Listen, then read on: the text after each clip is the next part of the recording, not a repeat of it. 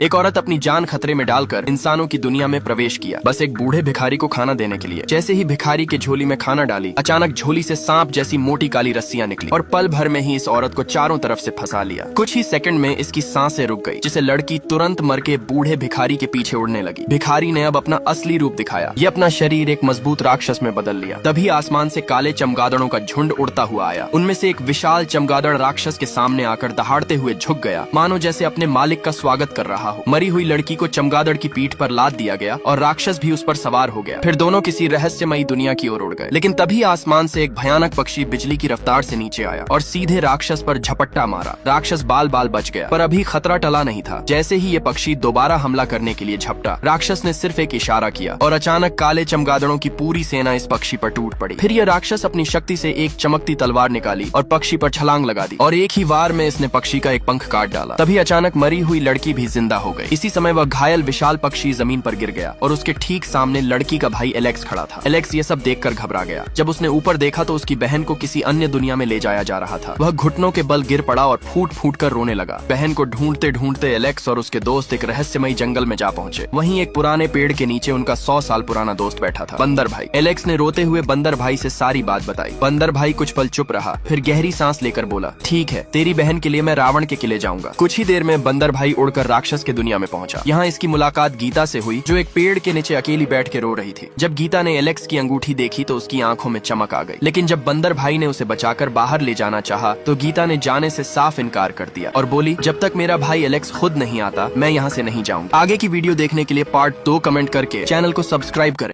आदमी का पूरा शरीर अचानक गलने लगा। पास में खड़े डॉक्टर भी हैरान रह गए, क्योंकि इन्होंने ऐसा कुछ होते हुए पहले कभी नहीं देखा था। कुछ ही मिनटों में आदमी का पूरा शरीर पिघल गया। अब बस इसकी हड्डी ही बची रह गई। जैसे ही डॉक्टरों ने इसे जांच करना चाहा, तभी बची हुई हड्डियां भी गायब हो गईं। डॉक्टर लिसा डर के मारे टॉयलेट में घुस गई, लेकिन यहाँ उसे ऐसा लगा जैसे कोई उसका पीछा कर रहा है। इसने तुरंत अपना जादुई चश्मा पहन लिया, जिसे आत्मा को देखा जा सकता था। लेकिन यहाँ इसे कोई आत्मा नजर नहीं आई। सभी डॉक्टर डर चुके थे, इसलिए इस मरे हुए आदमी को दोबारा जिंदा करने का फैसला किया। डॉक्टर एलेक्स ने एक इंजेक्शन निकाला और इस मरे हुए आदमी के नस में डाल दिया। अचानक गायब हुआ शरीर धीरे धीरे वापस आने लगा, लेकिन अभी सिर्फ हड्डियां ही वापस आई थी। पूरे शरीर को वापस लाने के लिए ऊपर से कुछ खास केमिकल्स गिराए गए। फिर उसके मुंह के साइज का एक कट लगाया गया और आंखों की जगह के लिए भी छेद किया गया। इस तरह से काम पूरा हो गया। फिर अचानक यह आदमी उठ गया। इसने एक चश्मा पहना और सभी डॉक्टर को चकमा देकर लिफ्ट के अंदर घुसकर यहाँ से गायब हो गया। फिर यह सड़क से कार चोरी करके भाग ही रहा होता है। तभी इसकी नजर छोटे बच्चों पर पड़ी। इसने चश्मा हटाया और सभी बच्चों की तरफ देखकर उन्हें डराने लगा। लेकिन आगे जो कांड हुआ उसको देखने के लिए वीडियो में पार्ट 2 कमेंट कर।